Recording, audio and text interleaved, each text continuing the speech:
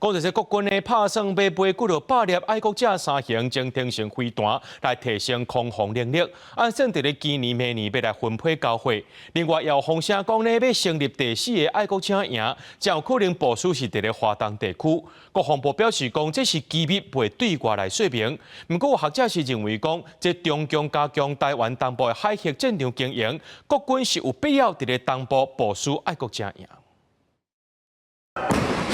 爱国者自行飞弹射向目标的航空器是射甲准。国军去年伫屏东九平基地进行爱2飞弹实弹射击，展现哪早的能力。今年7月伫台中青泉港基地展示爱2、爱3飞弹。爱国者飞弹是咱国上强的防空飞弹系统，有爱2、爱3飞弹。安全广播。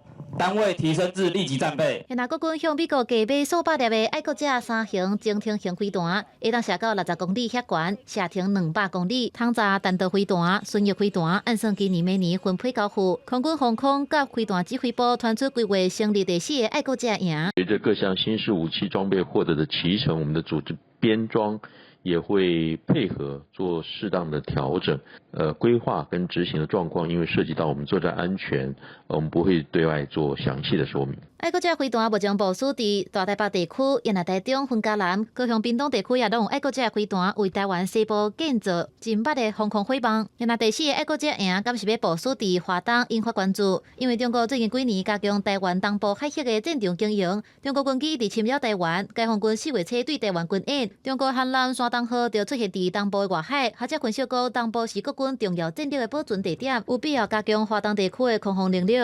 更重要的是，如果中共用这个中程的弹道飞弹来攻击我们花莲嘉山基地跟机场之间联络道的话，那爱3增程型它的射高比传统的22公里增加到将近60公里，所以它也更有能力来拦截这个中程弹道飞弹。国军继续咧反制解放军的威胁。